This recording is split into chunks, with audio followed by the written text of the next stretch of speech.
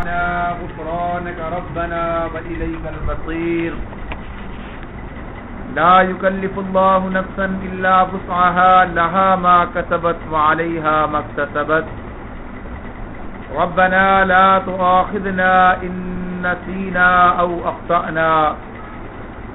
ربنا ولا تحمل علينا إصرا كما حملته على الذين من قبلنا. ربنا ولا تحملنا ما لا طاقة لنا به واعف عنا واغفر لنا وارحمنا أنت مولانا فانصرنا على القوم الكافرين. آمین. صدق اللہ العظیم. سورۃ البقرہ کا آخری رکوع. سورۃ البقرہ کے بارے میں آپ حضرات جانتے ہیں کہ یہ قرآن مجید میں سورہ فاتحہ کے بعد پہلی سورت ہے. قرآن مجید کی سب سے طویل سورت ہے. مدینے میں نازل ہوئی ہے. اس میں بیشتر احکامات موجود ہیں، لیکن یہ آیات جو اس وقت آپ کے سامنے تلاوت ہوئی ہیں، یہ ان میں سے جو آخری کی 2 آیات ہیں، یہ مکے میں پہلے نازل ہو چکی تھی. انہیں اس کے اندر شامل کر دیا گیا، یعنی اس سورت کا حصہ بنا دیا گیا. اور اس میں جو مضامین بیان ہوئے ہیں اس آخری رکوع میں، اس کا تعلق پوری سورت کے ساتھ ہے. احکامات اللہ تعالیٰ کے ہیں، اور آدمی اللہ کے احکامات کی تعمیل اس وقت تک نہیں کر سکتا جب تک کہ اللہ تعالیٰ کا صحیح تعارف اس کے سامنے موجود نہ ہو، اس کی حقیقت کو وہ نہ سمجھتا ہو. کون اللہ، جس کی بات ماننے کی بات ہو رہی ہے، یعنی وہ اللہ کس حیثیت کا حامل ہے، یہ بات اسے معلوم ہونی چاہیے کہ اللہ اس کا خالق ہے، اللہ تعالیٰ اس کا مالک ہے، اور صرف اسی کا نہیں، پوری کائنات کا مالک اللہ تعالیٰ ہے، اور پوری کائنات میں اللہ تعالیٰ کا حکم جاری و ساری ہے.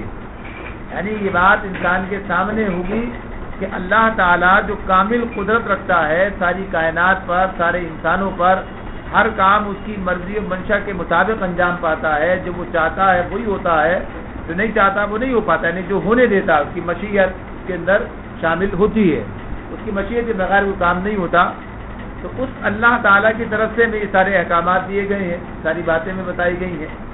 اس کے بارے میں یہاں جو سب سے پہلی بات اسی توحید کے حوالے سے آتی ہے کہ للہ ما فی السماوات وما فی الارض. للہ اللہ ہی کے لیے ہے یا اللہ ہی کا ہے. کیا؟ ما فی السماوات وما فی الارض، جو کچھ آسمانوں میں ہے اور جو کچھ زمین میں ہے. یعنی انسان کتنا جانتا ہے، کیا اسے معلوم ہے؟ آسمان اور زمین. یعنی اس کے 2 انتہائیں جو انسان کے سامنے ہیں وہ کیا ہے؟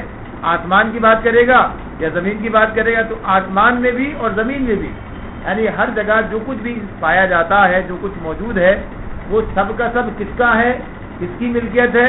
وہ سب کا سب اللہ کی ملکیت ہے. یعنی وہ سب چیزیں کس کی ہیں؟ اللہ کی ہیں. اور اس کی دلیل کیا ہے؟ یعنی کیوں ہے اللہ کی؟ اس لیے کہ ساری کائنات کو پیدا اللہ نے کیا. یعنی ساری کائنات کو پیدا اللہ نے کیا. تو جو خالق ہے وہی مالک بھی ہے. یعنی جو خالق ہے وہی مالک ہے. اور پھر وہ مالک ایسا مالک ہے کہ اس کائنات کو پیدا کر کے چھوڑ نہیں دیا، بلکہ اس کائنات کا تمام نظام وہی چلا رہا ہے. یعنی یہ کسی کے چلانے سے چل رہی ہے، ایسا نہیں خود بخود چل رہی ہے. انسان وہ بھی اس کائنات کے اندر موجود ہے. یعنی ما فی السماوات وما فی الارض، آسمانوں اور زمین کے اندر جو کچھ ہے، تو ہم کہاں ہیں؟ ہم بھی اسی کے اندر ہیں. یعنی انسان بھی کہاں ہے؟ اسی کے اندر ہے. لہذا اللہ تعالیٰ انسانوں کا بھی مالک ہے. یعنی اس اعتبار سے ساری کائنات کا مالک، تو اسی کے ساتھ ساتھ انسانوں کا مالک بھی ہے. اور پھر وہی بات کہ نہ پیدا کر کے چھوڑ نہیں دیا، بلکہ انسان جس طرح سے پیدا ہوتا ہے اس کو، یعنی پہلے اس وقت سے لے کر کتنی کہیے کہ ایسی کیفیت اور اس حالت کے اندر ہوتا ہے کہ اگر کوئی اس کی دیکھ دیکھ نہ کرے، ذرا سی توجہ نہ ہو، تو اس کی زندگی باقی نہیں رہ سکتی. یعنی اس کی زندگی برقرار رکھنے کا انتظام کرنے کے ساتھ ساتھ پھر وہاں اس حالت سے، اس ذوق کی حالت سے اٹھا کر اسے ایک ایسا جیتا جاگتا اور اتنا طاقتور انسان بنا کر کھڑا کر دیتا ہے کہ اللہ تعالیٰ کے انتظامات سے ہے. اللہ تعالیٰ ہی کے اپنے سارے بندوبست کے ساتھ یہ سارے کام ہیں.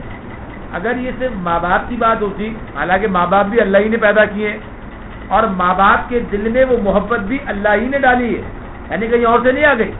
اگر اللہ تعالیٰ یہ محبت ان کے دل میں نہ ڈالتا تو ایسا نہ ہوتا.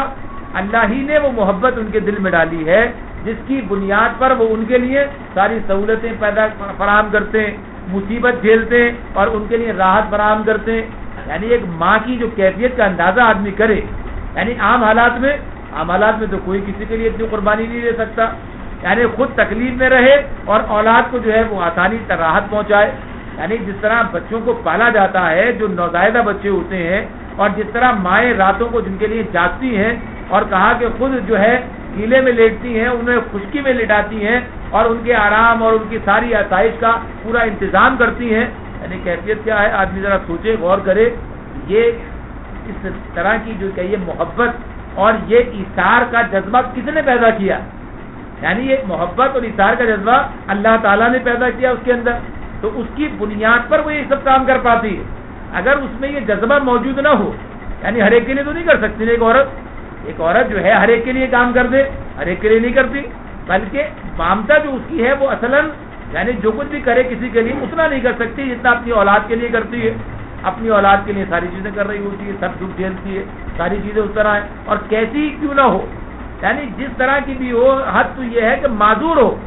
یعنی معذور کے معاملے میں بھی ابتدائی دنوں میں بھی اس کا یہ تصور نہیں ہوتا چلو یہ ختم ہو جائے تو کام ختم ہو جائے، بلکہ اس کو بھی پالنا اور اس کی ساری دیکھ بھال اور اس کی زندگی کی ساری کوششیں اور اسے ٹھیک کرنے کے حوالے سے ہر کام، تو یہ چیز اللہ کی طرف سے ہے. یعنی وہ اللہ ہے، وہ مالک بھی ہے اور پھر وہ سارا نظام چلانے کے لیے سارے انتظامات بھی یہ کرتا ہے. تو اس نے ایسے ہی ساری آپ دیکھیے آسمان سے بارشوں کا برسنا، زمین سے کھیتیوں کا اگنا اور سارے انتظامات اس کے لیے ہمارے لیے. یعنی اگر ذرا سا یہ نظام الٹ پلٹ ہو جائے تو آدمی دیکھے کیا صورتحال ہو جائے. یعنی اگر کبھی موافق بارشیں نہ برسیں تو کیا عالم ہو جاتا ہے. یعنی قحط کی کیفیت پیدا ہو جاتی ہے، انسان کس طرح سے پریشان ہو جاتے ہیں. اگر یہ زیادہ ہو جائے، یعنی اگر یہ زیادہ ہو جائے تو کیا ہو جائے، سیلاب آ جاتے ہیں. یعنی یہ کیفیت پیدا ہو جاتی ہے، انسان اس سے پریشان ہو جاتا ہے. تو ہر اعتبار سے موافق. اور یہ جو کبھی ایسا ہوتا ہے کہ قحط بھی آ گئے اور سیلاب بھی آ گئے تو یہ اللہ کی طرف سے تنبیہات کے طور پر ہوتے ہیں کہ یعنی ذرا سا وہ روک دے تو کیا ہو جائے اور ذرا سا بڑھا دے تو کیا ہو جائے. یعنی دونوں چیزیں آدمی کے لیے کیا ہے، بالکل موافق، جیسا اس کی ضرورت ہے اس کے مطابق ہو. تو عام طور پر تو ایسا ہی ہوتا ہے نا کہ کبھی کبھی اللہ تعالیٰ اس طرح کے مناظر دکھاتا ہے کہ انسان کو اپنی حیثیت کا احساس ہو جائے، اپنی اوقات کو محسوس کرے. اس کے بس میں کچھ بھی نہیں ہے، یہ سب اللہ کا کرم ہے، اس کا فضل ہے. تو وہ اللہ جو آسمان و زمین کی ساری چیزوں کا مالک ہے. اچھا، اب اس کے بعد جو اگلی بات آ رہی ہے وَإِن تُبْدُوا مَا فِي أَنفُسِكُمْ أَوْ تُخْفُوهُ يُحَاسِبْكُم بِهِ اللَّهُ. چاہے تم کوئی چیز ظاہر کرو یا تم چھپاؤ، اللہ تعالیٰ اس کا حساب تم سے لے لے گا.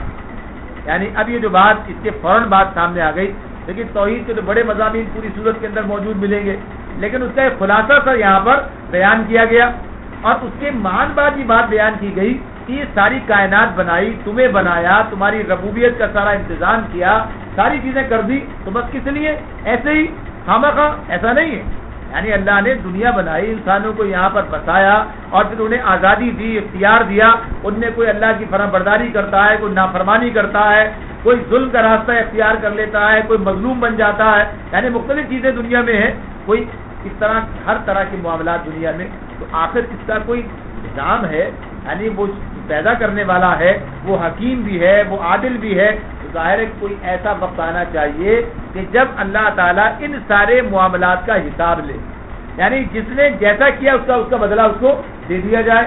یعنی اللہ اچھا کام کیا تو اچھا مل جائے، برا کام کیا ہے تو پھر اس کی سزا کا معاملہ سامنے آئے. یعنی اللہ تعالیٰ نے اس دنیا میں انسان کو جو آزادی دی ہے، اختیار کی، عمل کی، تو اس کا کوئی حساب ہو. اسی کی بات اگلا جملہ اس کے حوالے سے سامنے آ گیا کہ اللہ وہ واحد جس کی توحید کی بات ہو رہی ہے وہی پھر محاسبہ بھی کرے گا. اور اس کے محاسبے کی بات تو کیفیت یہی ہے کہ جیسے اس کے اختیار کی بات اور قدرت کی بات سامنے آ رہی ہے تو ایسے ہی اس کے محاسبے کی بات بھی ہے. یعنی کوئی چیز اس سے چھپ نہیں سکتی. یعنی آدمی کہے کہ فلاں چیز جو ہے یہ تو میرے دل کے اندر ہے تو میں نے ظاہر ہی نہیں کیا ابھی، اسے کیسے کسی کو کیسے پتہ چل سکتا ہے؟ تو کسی کو پتہ چلے یا نہ چلے اللہ کو یہ بات پتہ ہے. یعنی وَحُصِّلَ مَا فِي الصُّدُورِ، اللہ تعالیٰ نے صورت یہ اس کے اندر عادیات میں کہا، ہمیں بتایا کہ اس دن جو ہے دلوں کے بھید نکالے جائیں گے، یعنی انسان کے دل میں جو کچھ ہے وہ نکال لیا جائے گا. حصل ما فی الصدور، صدور صدر سینے میں، دلوں میں جو کچھ ہے وہ نکال لیا جائے. دلوں میں کیا ہے؟ دلوں میں تو ارادے ہیں نا، دلوں میں نیتیں ہیں، دلوں میں یہ سب چیزیں موجود ہیں. تو اس اعتبار سے اللہ تعالیٰ وہ بھی حشر کے دن نکال لائے گا، وہ بھی سامنے آ جائیں گی چیزیں. تو یہاں یہ بات کہی گئی کہ جو تم چھپاتے ہو اسے بھی اور جو تم ظاہر کرتے ہو اسے بھی اللہ تعالیٰ ان سب کا حساب تم سے لے لے گا. تو ظاہر ہے کہ چھپانے کا معاملہ یعنی دل کی بات جو ہے، اس کا معاملہ تو عمل سے نہیں ہوتا ہے. یعنی عام طور پر جو کیفیت انسان کی ہے، ہم یہ سمجھ رہے ہوتے ہیں کہ جو کام ہم نے کیا اس کا معاملہ ہمارے ساتھ ہوگا. یہاں جو بات بیان کی گئی کہ انسان کا عمل ہی نہیں بلکہ اس کی ارادے، اس کی نیتیں، ان سب کو بھی اللہ تعالیٰ شامل حساب کر لے گا. پھر جسے چاہے گا بخشے گا، جسے چاہے گا سزا دے گا. یعنی یہ سب چیزیں بھی محاسبے کے اندر آئیں گی. ایک عام خیال جو پیدا ہوتا ہے، سامنے آتا ہے، اور اس کے بارے میں ہمیں بتایا بھی گیا ہے، غلط فہمی اسی وجہ سے پیدا ہوتی ہے کہ جب تک کوئی گناہ سرزد نہ ہو جائے، یعنی انسان نیکی کرتا ہے، نیکی بتایا اللہ کے رسول نے کہ انسان نیکی کا ارادہ کرتا ہے، نیکی کا ارادہ کرتا ہے تو ایک نیکی لکھ لی جاتی ہے، اور جب اسے کر لیتا ہے تو پھر 10 نیکیاں یا اور اس سے زیادہ جتنی وہ بھی لکھی جاتی ہیں. اگر نہیں کر پاتا تو ایک تو لکھی گئی. اگر برائی کا ارادہ کرتا تو برائی لکھی نہیں جاتی، کر گزرے تو لکھی جاتی ہے. یعنی یہ بات تو ہمارے سامنے. اب اس کا کیا مطلب ہے کہ جب تو کیا تو ہے ہی نہیں، پھر حساب کس بات کا؟ یعنی اس کا مطلب یہ ہے کہ وہ جو بات ہو رہی ہے جو کہ آدمی نے ارادہ کیا اور اس ارادے پہ نہ لکھا گیا، نیکی کے ارادے پر لکھ لیا گیا، تو وہ اس بنیاد پر ہے کہ انسان نے کوئی گناہ کا ارادہ کیا لیکن اس سے باز آ گیا، رک گیا، نہیں کیا. تو صرف ارادہ کرنے پر جو ہے اس کے حصے میں وہ گناہ نہیں جائے گا. لیکن ایک آدمی نے ارادہ کیا، اس ارادے کو عملی جامہ پہنانے کی کوشش کی، منصوبہ بنایا، سوچا، غور و فکر کیا، لیکن اللہ کی مشیت یہ نہیں تھی کہ وہ یہ کام کر گزرے. یعنی آدمی نے، آپ دیکھیے، ہر جرم پایا تکمیل تک تو نہیں پہنچتا، بعض منصوبے بن کر رہ جاتے ہیں، دھرے رہ جاتے ہیں. تو اب اس کا معاملہ یہ نہیں کہ بعد آ گیا، بلکہ اس کی اپنی چاہت تو یہی تھی لیکن اللہ کی مشیت یہ نہیں تھی، اس لیے وہ یہ کر نہیں سکا. تو لہذا اس نے جو چاہا اس کی بنیاد پر اس کے لیے یہ سزا ہے. جیسے بات